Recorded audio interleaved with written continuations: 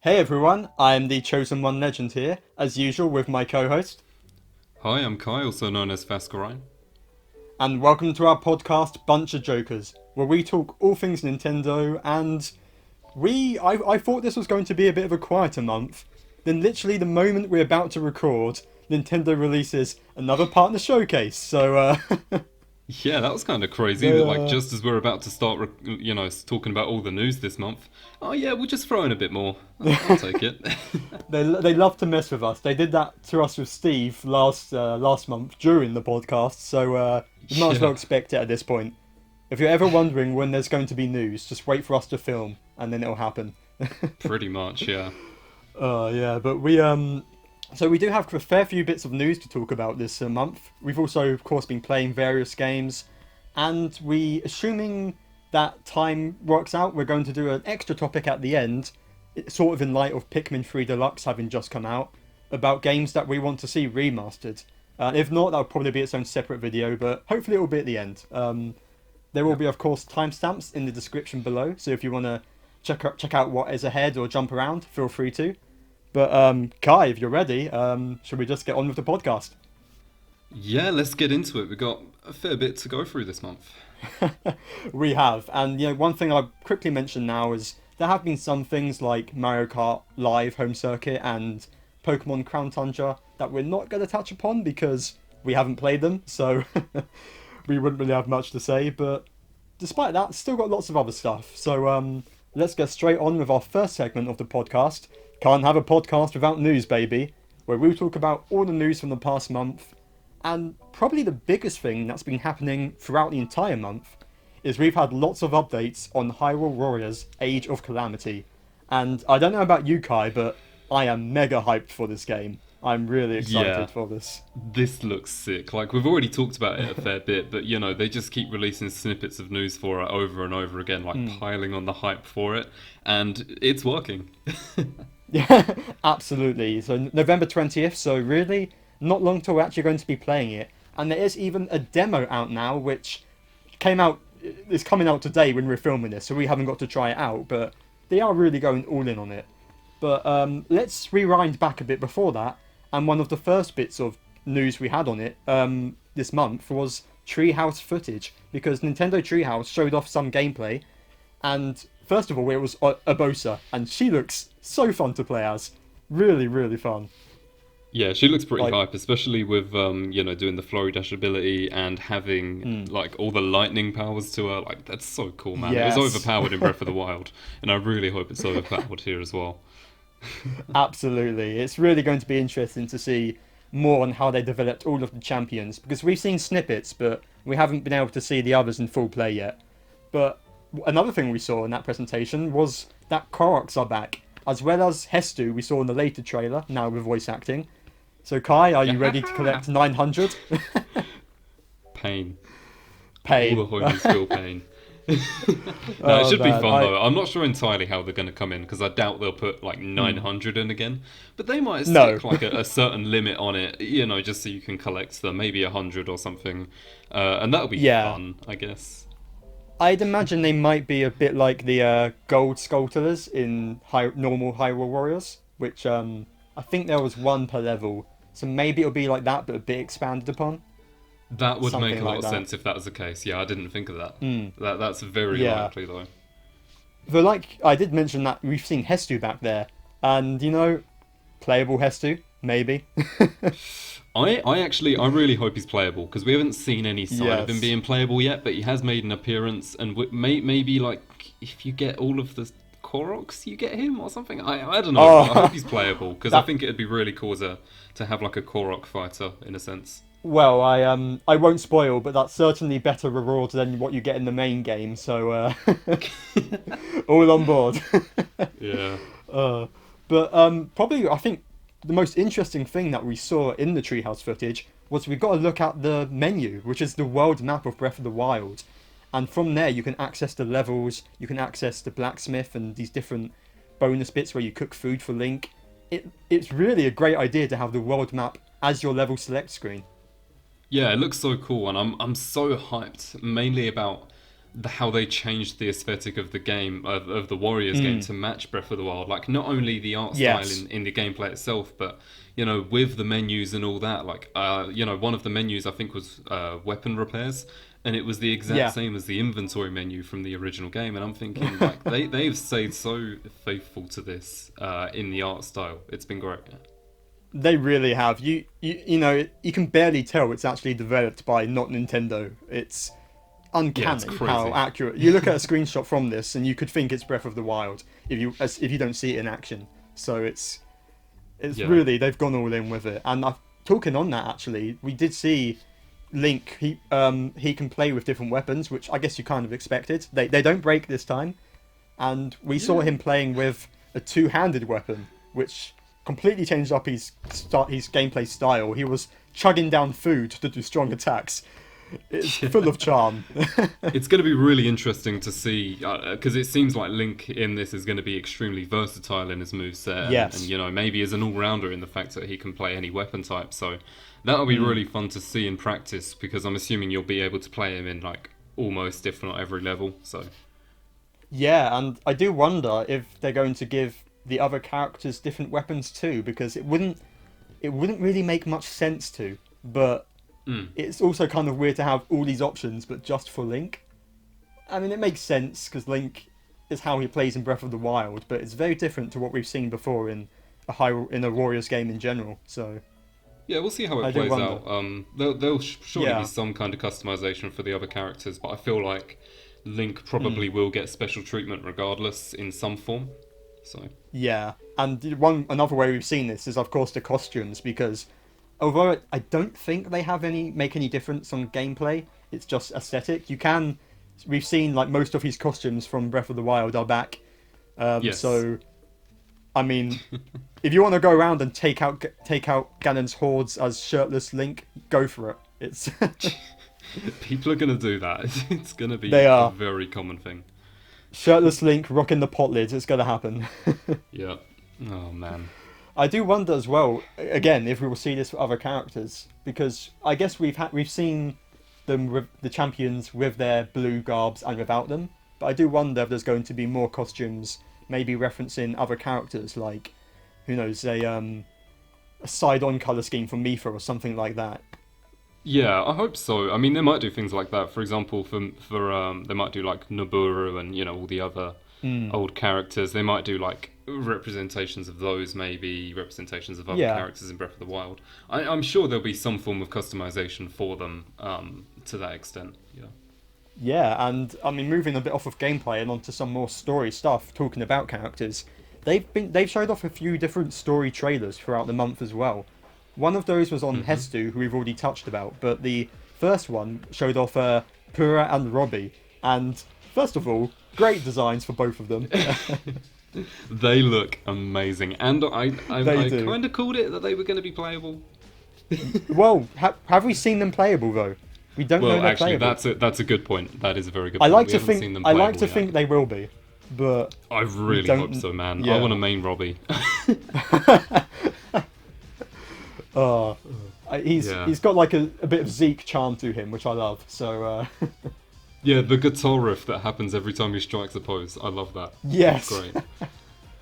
Yeah, even if they're not playable, it's great to see them with voice acting that seems to really fit their characters. But I just want to see them playable. Overall, the design choices for them look great. So they do, and it's interesting that particularly with Purah, she takes some design cues from concept art for her from Breath of the Wild, which you can see in the art book they released about the champions and that. So it's interesting that they are taking some stuff from concept art, and you do wonder if that's going to leak further into story elements, perhaps. What else could we see? It's definitely a nice idea. We may see like scrapped things from Breath of the Wild show up here. Who knows? Yeah, and one thing that's quite interesting is the next trailer. They showed off, for a start, Koga, who's still alive. I didn't expect that. Oh yeah. Yeah, and he's full of personality and bananas. So yeah, looks great. We do see that you fight him, so I could only imagine he's probably playable too. And that's got to be fun. Yeah. But the most interesting thing to me about that trailer was the thing everyone's talking about now. They showed off some mysterious hooded villain with Gerudo markings on him and some sort of weird... On his face is like an eye mark that resembles the Calamity, the eyes from the warped Calamity stuff in Hyrule Castle. Yeah. So he's clearly some relation to Ganon, some servant of Ganon, but we don't really know any more than that. Yeah, that'll be an interesting one to speculate about, because there's so many different ways you could go about thinking like who he is and how he's going to be incorporated into the story. Well, I say he, we don't even know if it is a he, to be honest. But, no, yeah. it looks like a really important, interesting character that maybe acts as a big driving force in this plot. I don't know if it's going to feed into Breath of the Wild 1 or 2. But for this game, at least, it seems to be quite a key antagonist. Yeah, I'd imagine it's being used as sort of, seeing as you're not going to be able to really fight Ganon in this, it makes sense to have a separate primary antagonist that you have to fight, and I'm assuming it's probably this guy. But also, yeah, I mean, the thing about Calamity Ganon is, it's a calamity, and it's sort of it's chaotic, isn't it? The whole point of it is that it's chaotic. So to have an antagonist here that's probably a bit more strategic in their approach would make sense in the narrative for how these events happen in the order they do, and how it worked out so well for Ganon is that, there was an instigator who was doing the smart plays while Ganon was just like, here's some malice, Yeah, and a big theory on that is that I believe it's been talked about that there was originally plans for this fortune teller who's in like the concept of Breath of the Wild, he's the one who told the king about the Calamity and how to prepare for it. And there's a lot of speculation that this might be the fortune teller, which is very similar to, A Link to the Past, who had Aghanim, who was Ganon in disguise, who talked to the king and manipulated him. We could be looking at something along those lines, quite likely. I'd be very on board with that idea. It seems like that could definitely happen, because I don't know if it's still talked about in the game or not, but I definitely remember knowing about that. That definitely seems likely, yeah. And the final thing we really have to talk about here is they showed off in the last minute partner showcase that we just watched. They ended it with some Hyrule Warriors. We'll get to the other stuff later, but for Hyrule Warriors, the big thing was playable divine beasts. Holy crap! It was crazy. That was. Oh man, I don't even know I wanted it, but I really do. Yeah. I want to play them. I want to destroy everything. It looks completely mental, but it looks so fun. It looks really fun as a game mode or something, whatever it may be. Yeah, it looks great in how just pure destruction, I suppose. I would imagine it's its own separate thing, either its own level, or maybe it's like a final thing you do at the end of the level. Once you've beaten it, you call on the divine beast to plow through the rest or something. That'd be hype. But it seems really just a really cool concept to be able to play as them, and this is a really random thing that I just thought to mind. I want to play as Calamity Ganon. Give me it. I don't even know how to do that. Just let me destroy Hyrule, please. I want that now. I want to be the bad guy. Oh man. Was it Koga? Koga convinced you, I can tell. Koga, he's just got this charm to him. He's hypnotized me. Rolls off the tongue. I found myself just downing bananas recently, so it's already started. But I think that's all we have to say for Hyrule Warriors. We'll be talking about it next month. We might even do a specific review on it whenever we finish it. So do stay tuned for that. Yeah. But long story short, though, it's hype. It's really hype. Very hype. I want it, and Kai and I were talking before this that it might be worth holding off on the demo until you actually get the full game. But by the time this video's up, I probably would have caved already. Yeah. Just being honest. Yeah. But that wasn't all that was this month. We have had some other things, and one thing that really surprised me was for Fire Emblem's 30th anniversary, they announced a translation of the first Fire Emblem game, Shadow Dragon and the Blade of Light, coming to Western places for the first time, which who would have expected that? Yeah, it was quite out of the blue, especially since I might be wrong on this, but I'm pretty sure that the first Fire Emblem game's already gotten a remake on the DS in English. So Yes, it has got a strange. remake. It's a bit divisive. Some people think it's not as good as the original. Some people think it's Right. better. So, but it does already have a remake, and this isn't Yeah. that. This is the original NES version we're getting. With It I was a should bit of a mention, strange one, yeah, but it's cool, Yeah. I guess. I should mention it's got some improvements. So they have some sort of features like rewind and save states, as well as I think it was like you can increase the speed of gameplay a bit as well. So it's good to Cool, see it's not just a new translation. They're also making some quality of life changes. A bit disappointing this wasn't just added to the SNES Online. I mean NES Online, but understandable, I guess. They are putting Yeah. more work into it. That's true. They So- also had the special thing. What was it? The Yes. collector's edition. Yes, collector's edition comes with like new NES box art for it, which is really cool. A little NES cartridge doesn't work, but like to display, and a few other posters and stuff. I think it's US Yeah. only, which Yeah, that's true. Unfortunate for European folk, but oh well. yeah. I mean, I don't know. Are you planning on picking this up, Kai? December 4th it comes out. Probably not, but I definitely will look at some gameplay of it at the very least. Like looking through and seeing how everything Yeah. functioned at the original with traditional Fire Emblem, because I've heard a lot about traditional and new Fire Emblem being very different in a couple different ways. Yes, so. yeah. And it's good to see they're making some of those changes with like save states and rewind feature. So it is bringing it up to a bit more modern, but there's still Yeah. definitely it's still an NES game. You can't take that away from I it. guess so. it's doing favours to people, fans of the traditional Fire Emblem games, such as that one. Though I guess it does them a favour, Yeah. so that's always good. Definitely, yeah. If you're really curious, just make a Japanese account. It's already on Japanese NES Online, Oh, I think. really? So not without the additional features. Without the additional features, but True. Still though, they've who knows? still got it. Yeah, and maybe a bit more mildly disappointing news, I think, is we've seen a bit more on Pikmin 3 Deluxe, which, like we said, is going to already be out by the time this video's out. And it's still looking quite interesting, but we've seen some previews on it that showed off the new content with Louis and Olimar. But really, it's not really new story content. It's just the video files from the main game with bonus levels where you have to basically collect as much as you can in the time limit. So, a little disappointing, I think. I don't know. Yeah. I was expecting a bit more from it. Yeah, as a big Pikmin 3 fan myself, I hope Pikmin 4 please. As a really big Pikmin 3 fan, it's a little odd to see because, I was a big fan of the gamepad controls where you could actually touch on the gamepad to throw Pikmin, and it was a really good system. I thought it was a really really useful system to use for controls. So having that control scheme taken away makes me not want to get Deluxe because that's what I'm used to and that's what I'm comfortable playing with, and I can't do that. Yeah. Not really any fault of the Switch itself, but No. still. Did And you, the bonus did you modes try the- were a bit naff too. So Did you try the demo out of curiosity? not yet, but I am planning to. Yeah. Right. That's definitely 'Cause the case. Because I did give that a little bit of a go, and whilst I haven't played Pikmin 3, I played Pikmin 1 on the Wii, and I quite liked the sort of Wii Remote pointer controls.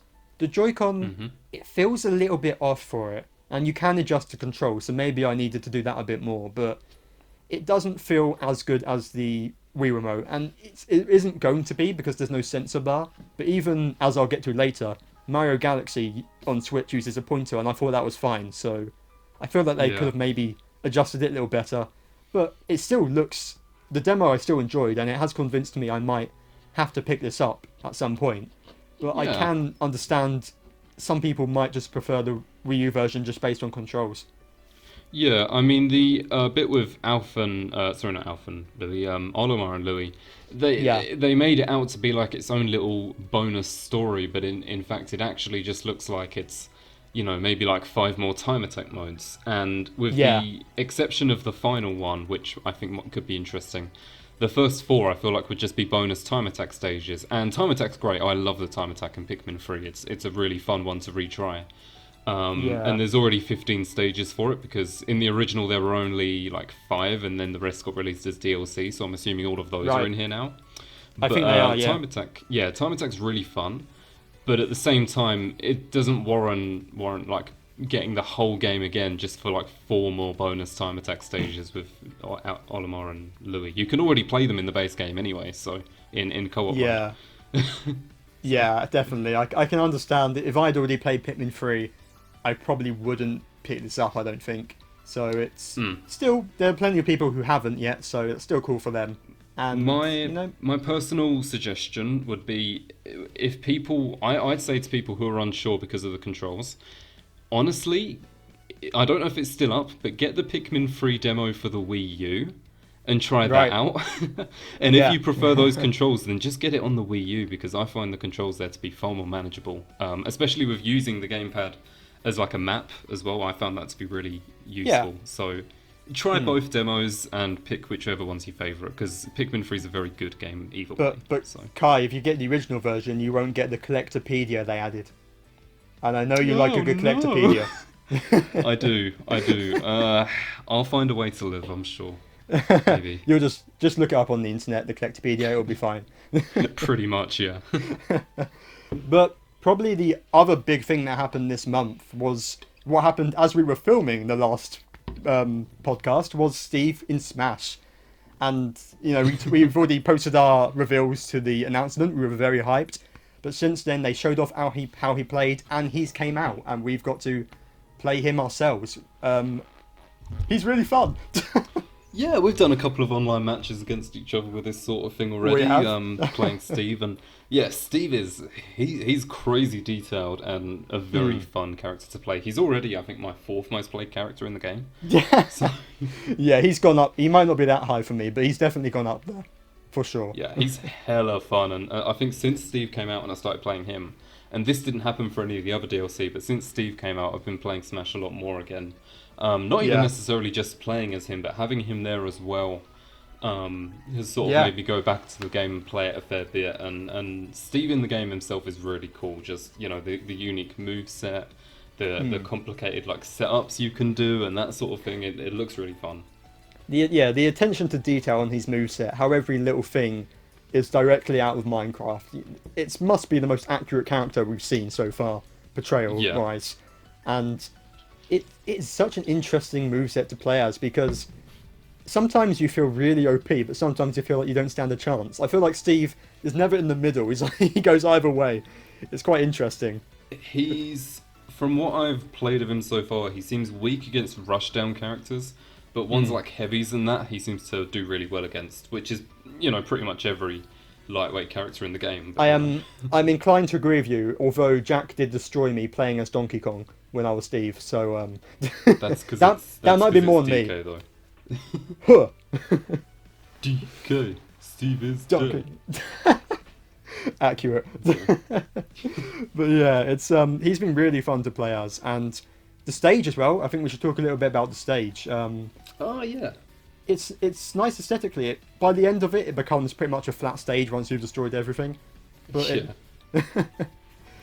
it still looks really nice, and I've found the music surprisingly quite nice for it, actually.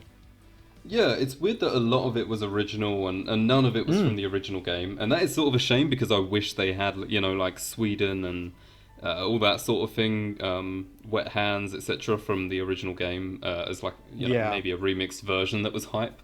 I wish they did that, but at the same time, the music they actually did bring in was also very good. So definitely, yeah. There was some really interesting, and the fact, like you said, most of it is remixes, which is nice to see. So all being remixed to make sure it fits with the Smash tone and everything like that. Also, the stage's name is very creative. Just being called Minecraft World.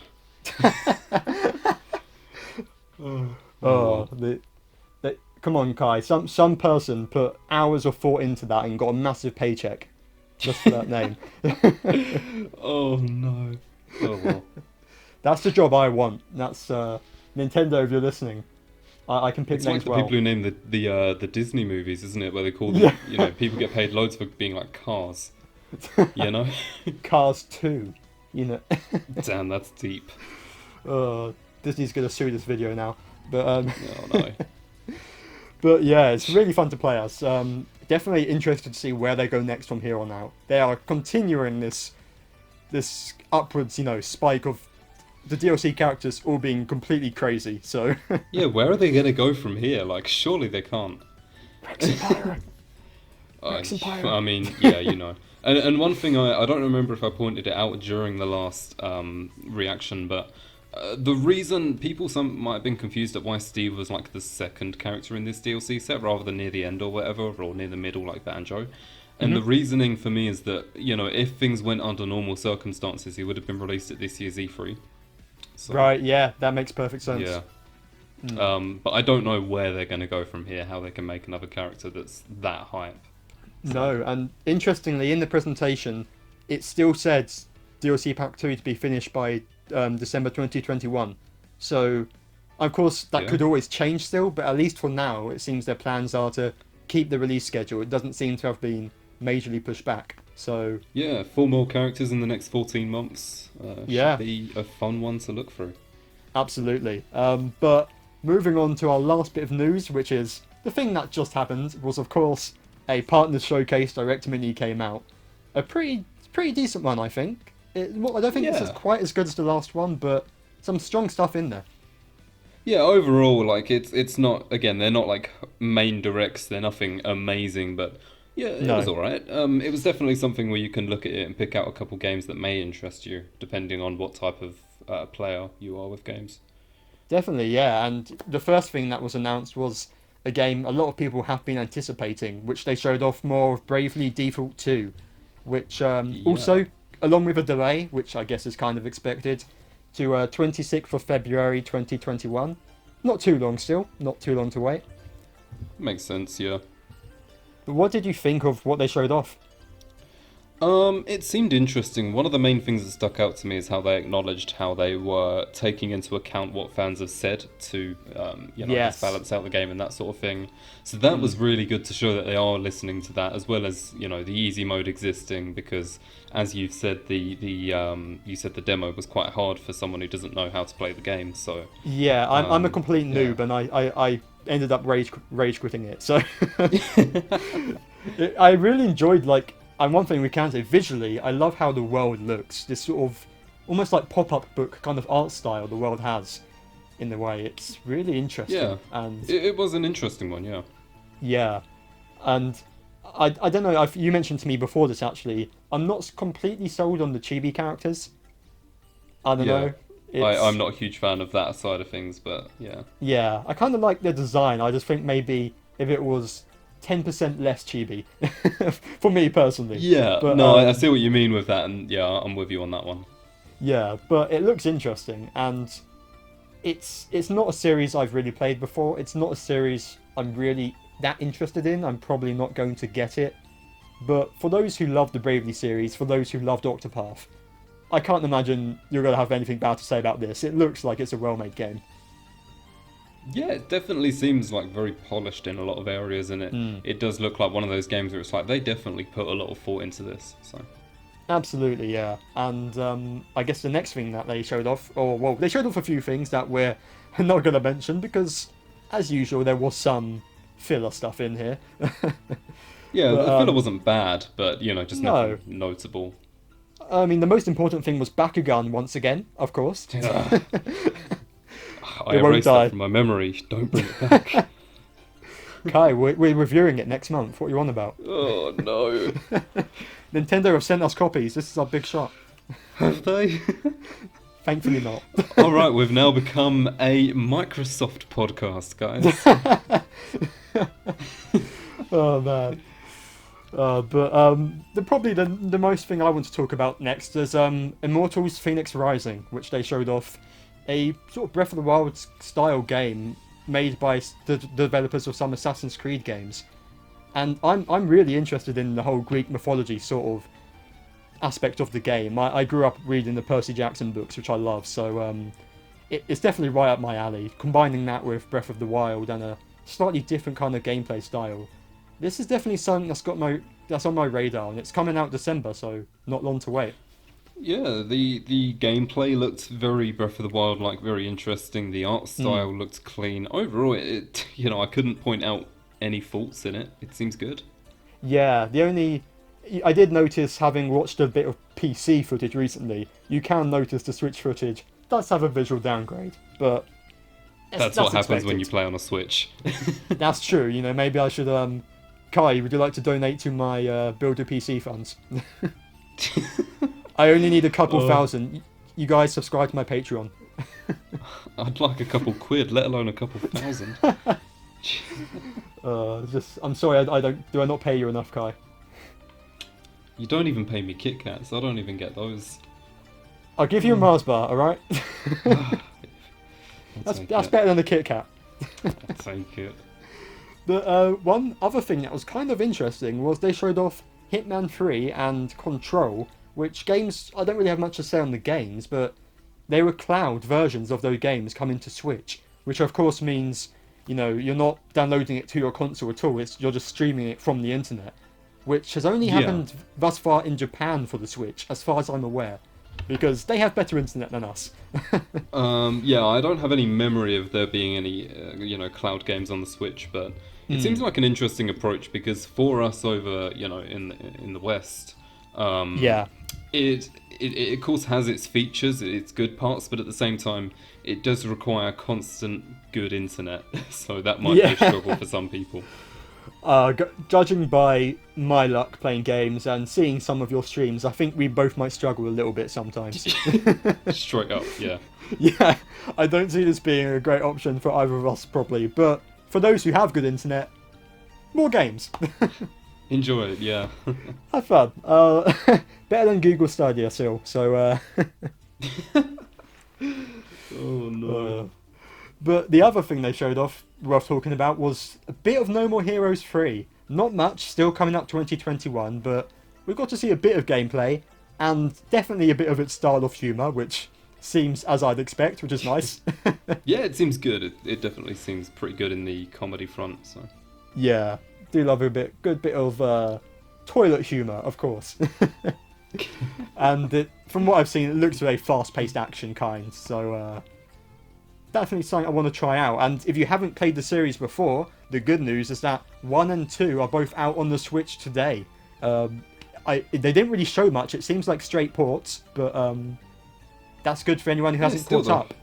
Yeah. Yeah, I'm never really going to complain about ports on the fact that they're there, because, yeah, it's good. The price, on the other hand, you mentioned.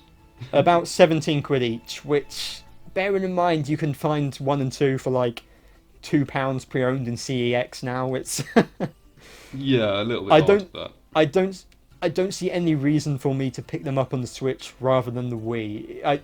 It doesn't look like there's much changed. Maybe upscaled graphics, of course, but you know, why would I pay £15 for that? I don't think it's worth it. Money. SpongeBob, me boy, I brought in the No More Heroes trilogy to the Switch. We're both very tired. You got to cut some slack here, but yeah, straight on. But it looks fun though, and you know, if you haven't tried them out, it's nice that you have the option now if you have the cash for it. And the final thing, besides Hyrule Warriors, which we already touched upon, was Time UFO, a game by HAL Laboratories, which stacking things, basically. Yeah, it was cute. It was cute, yeah. There's not much more to say. I think it came out today. I haven't checked the eShop, but I can't imagine it costing that much. So it looks, if you're into a cute stacking game with little Kirby references in it, sure.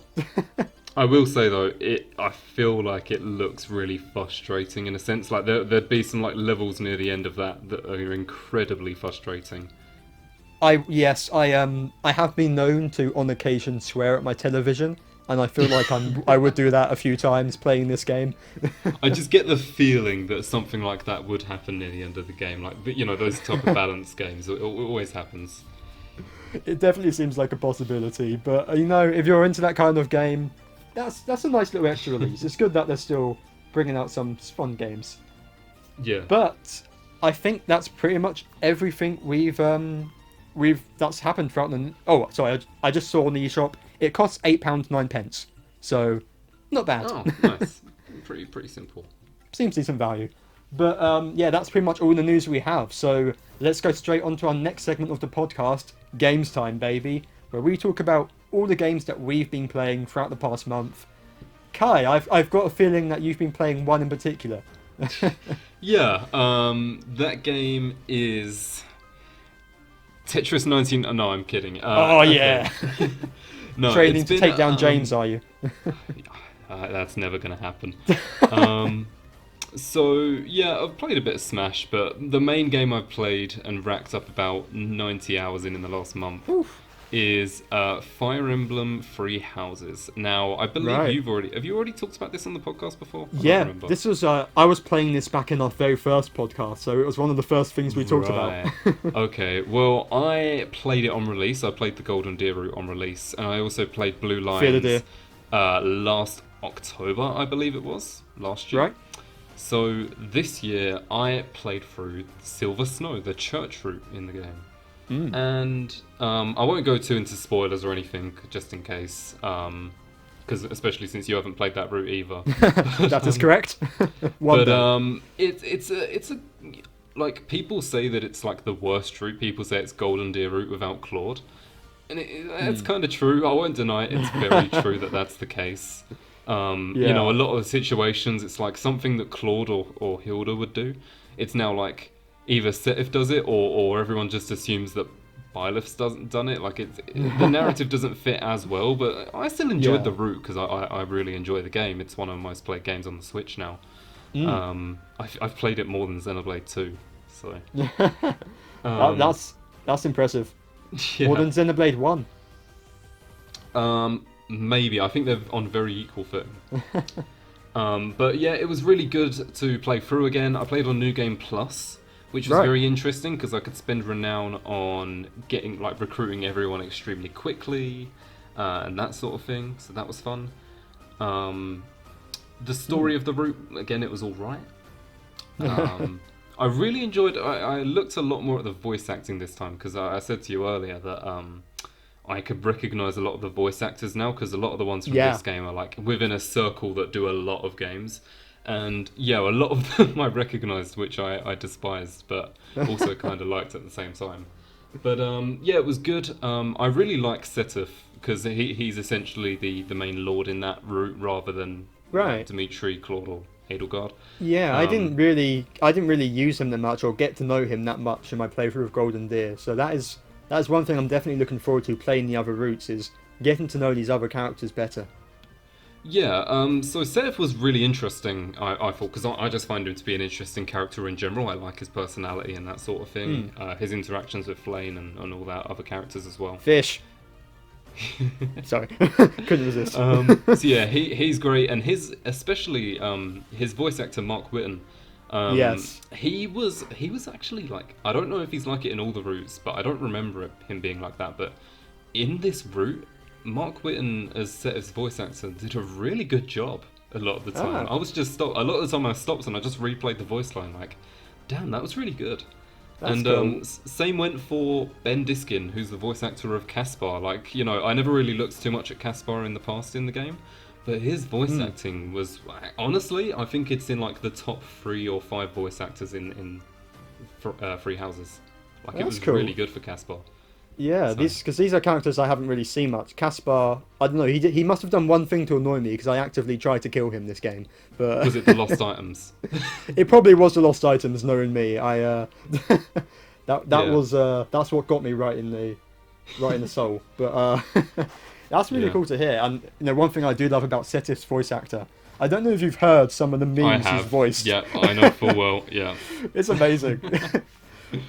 Oh man. I love it when the voice actor goes all in with the meme, so that's... Yeah, it was really good, and overall, like, a really fun experience playing the games again, so... Yeah, that's cool to hear. It's been on my, want to try out list to play the rest of the routes. It's just about getting around to it, so next time I've got free time, I'll definitely try that out. Which one have you played already? Just Golden Deer, that's the only one. Oh, you've already played the best route, okay. No, I'll just stop then, no more. No, I'd honestly say like any of the other routes are still worth trying, so. Yeah, definitely. And even if you like don't enjoy certain routes story-wise as much or whatever, the gameplay is all really fun, so.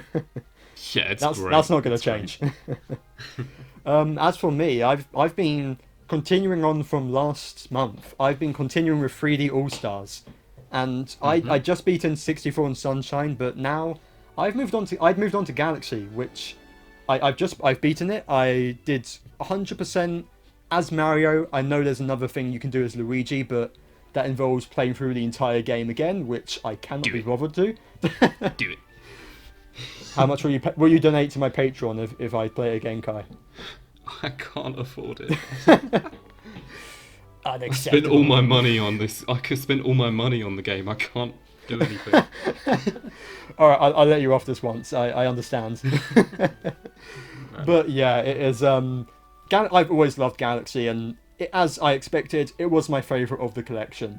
It's it's more linear, but that's not a bad thing. It goes for this different style of Mario 3D platforming, and it nails it with the physics, with the music and the atmosphere.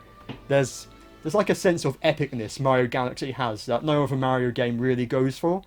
Besides, it's very fun. Partly Galaxy 2, but when your confrontations with Bowser just have this build up to them and this tension with them, compared to Sunshine where you fight him in the bathtub. It doesn't even compare.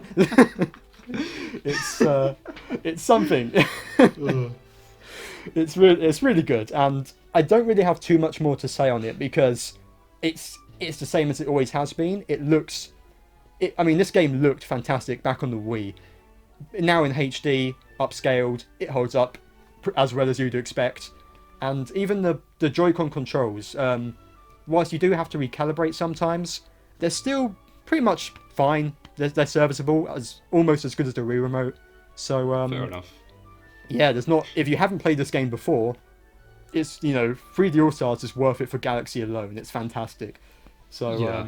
I'm looking forward to it when I play through it at some point, definitely. Absolutely, yeah. The only thing I didn't try was the touchscreen controls, which I don't really want to try, to be honest. Yeah. I don't blame you. That doesn't seem ideal unless you have free hands, but... for those free-handed folk watching the podcast, go for it. Yeah, those Nintendo 64 controller fans. But yeah, it's as fun as always. So all in all, 3D All Stars has been a good collection. It's nothing major, mind-blowing, but good ports of the games. What's actually been new though from Mario 35 is Mario 35 that just came out this month, and I know you've got to play a little bit of it, Kai. I've seen you playing it a little bit. What did you think? I played snippets. It's fun. It's definitely fun. Yeah. It is really difficult to win. I still haven't gotten a win yet because I didn't play it in the first couple of days. So the quality of competition, it's crazy, man. It's really fun though. I really like the concept and how it's like Tetris 99, but honestly a lot more detailed. But it's really good. It's really enjoyable. Yeah. It is. Because Tetris 99 is great, but Tetris has never really been my zone. 2D platformers, that's my domain. Even though I've never been that great at the original Mario Bros, I've played lots of Mario Maker in that style, and interestingly, it doesn't really feel like either, physics-wise. It seems like some sort of mix and its own thing, which is interesting. But once you get used to it and adjust to it, yeah, it's really all about momentum. You have to build up momentum to make those jumps going. Otherwise, you fall in the pit, which I have done several times. But I've really enjoyed playing it. I tend to boot it up in evenings, and I don't mean to brag, but I've got about 7 wins in it. Flex. All right. Yeah. Going to the Mario 35 championships. Jeez. You better believe it. But I will also admit, most of those were towards the earlier cycle of the game. It has got harder, like you say. And I quite often get to like the final 3 or something, but you get against one person who knows what they're doing, you don't stand a chance. Yeah, they're crazy how good some players are at that game. But one thing I think is interesting, I actually think it equalizes it better than Tetris, because with Tetris, if you're a pro player, you make a mistake, you can recover from it. If you're a pro player and you make a mistake in Mario, you fall into a pit, you're done. You can't recover. You're done. You're done. Don't forget me. Never forget. We had to mention Xenoblade in every stream, remember? It needs to make its way in there. We genuinely have not gone one without it yet. There we go. But yeah, you really can be screwed by it. So I had a set of games where I died to the first Goomba, then came first place next game, then died to the first Goomba again the game after. And the duality of man. Exactly. You would not get moves that... You would not get a pro Tetris 99 player coming first and then last like that, you know. It's... True. Mario 35 really has that ability for a pro player to mess up. Like, you can be the final two against a player who's built up 400 coins, 400 seconds. You're about to lose everything, and then they fall in the pit and you've won. It's... Yeah, like, it's a lot more different than Tetris 99 than a lot of people realise, I think. Definitely, yeah. So it's a shame it's only going to be around till March. Hopefully they might change their mind on that, but to be honest, I don't even want to think about how difficult it's going to be by March anyway. So yeah, maybe that's why. Maybe they knew. It's for the best. It's to stop me from throwing my controller at my television. So, have you been playing anything else you want to mention this month? Not particularly, no, just Free Houses and Smash for now.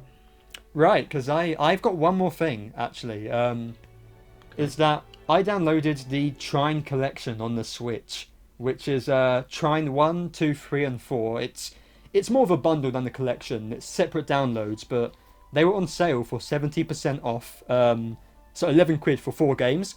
Very good value, and they are really great games. I'm assuming you probably don't know much about them. I really don't know. Enlighten me. Yeah.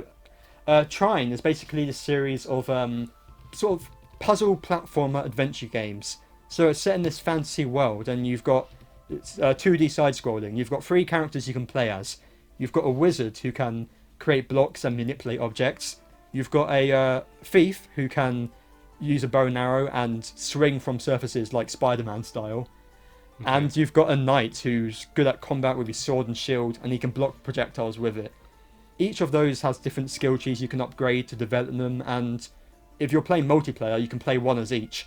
And they complement each other in these interesting ways that allow you to fight enemies and explore this fantasy world. And so is it 2D or 3D? It's 1, 2, and 4 are 2D. 3 is 3D, slightly, though it still controls... It's very much a linear game still, almost like, you know, something like Crash Bandicoot, how you're moving down a linear path, but you have 3D control. It's a bit like that. Yeah, that sounds interesting overall, though. The especially having like skill trees and that sort of thing. So. Yeah, it's really fun. If you're playing single player, you switch between these characters and you can use their different abilities. It definitely shines multiplayer, and it has online, so which is really nice. Sadly, not online crossplay, so you have to have it on the same console, but it is a really fun game to get 3 people together and basically scream at each other as you mess each other up how you're trying to solve puzzles. It can be really fun. Because I should mention, I've actually played through these games before. I had 1 and 2 back on the Wii U. 3 and 4 I've played out of friends. I've only played a bit or 4 out of friends, not all of it. So I've played these before, but the price just was enough for me to say, yeah, I'll try these out on the Switch. And how much did you say the bundle was again? 11 quid for 4 games. They're not massively long games, but it was 70% off. Yeah, really good deal. And they, like I said, it's these environments, you know, the combat's pretty basic in that, but there's lots of environmental and physics-based puzzles you have to solve. You know, there's not much story, but the characters have some personality to them. And one thing really worth mentioning is that the game is absolutely beautiful. I'm going to send you now a image or some screenshots I took of the game, and these will be up in the video as well, the YouTube video. Wow, they look really impressive. That's great. This is this is what Tropical Freeze should have been. Oh yeah, exactly. The first game came out in 2009, I think. So it's been a long-running series, and these are all from the second game. From? All these screenshots are from the second game, but it looks quite similar to the first game. Wow. So that's crazy. Yeah, as you can tell, it's really beautiful environments, and the music is fantastic. So Yeah, definitely for if you've quid as well. yeah, if you've never tried these games out, even full price, I think they're about 40 quid or something for the collection now. But they're still, if it goes on sale again, definitely something I'd recommend picking up. They are really fantastic. Fair enough. The only thing is sometimes there are some moments where it tries to be a little bit too difficult for its own good, and it gets to the point where the physics and platforming are mildly jank. It's never really a problem, but it's only a problem in certain difficult sections, which I may have said some unsavory things to the television in them, but most of the time it's great though. So most of the time, most of the time, 90% of the time. Good enough for me. I've only actually played 1 and 2 since I've got the collection. I'm going to save 3 and 4 for a later date to not burn myself out. But good idea. Yeah, definitely games that I'd recommend trying out. The screenshots alone should sell you. I'm looking at them now and I'm still blown away. Yeah, it's impressive for sure. Back on when I got the game on Wii U, the Wii U was my first HD console, and this was pretty much one of the first games I got for it. And you can imagine that this was an upgrade from like Wii games. Yeah. Yeah, it's really impressive. So I guess speaking of sales as well, real quick, Ni no Kuni's on sale like 83% Yeah. off on the eShop. Buy it. It's like 7 quid. Game. Yeah. Please buy it. It's so good. It's only in Europe, I think. I don't think it's on sale in the US, but if you've been curious, go for it. They get the Fire Emblem collector's set. We get Ni no Kuni at a really cheap price. The duality of man, yes. But I think that's probably all we'll have time for in this podcast. I think we probably better skip the wanted remasters, seeing as we're at 50 minutes now. We'll hold it for now, but we'll bring them in at some point, won't we? Yeah, probably its own separate video. So do stay tuned to our channel for that. We release videos every month. We have a main podcast as well as extra stuff like some reviews and some discussions. And we're also on Spotify and Google Podcasts and Apple Podcasts if you want to listen to us that way. So do go check us out all those places. And that brings us pretty much to the end. So some huge thanks to our friend Sam for creating the logo and the thumbnail and all of our channel art we have. And of course, a big thanks to you, Kai, my excellent co-host as usual. It has been good. Thank you, Matt. Where can people find you at? Well, I'm not streaming at the moment, but twitch.tv/Vascarai, and if you want to follow me there, go for it. I'll probably be streaming in a couple of weeks. Yeah, definitely. Give it a look. There will be links, of course, in the description below. Go check out some highlights and some clips. Yeah, there's some decent like highlight clips and that sort of thing. Lots of good stuff there. But until then, I guess we'll just see you in the next time. Goodbye. Bye.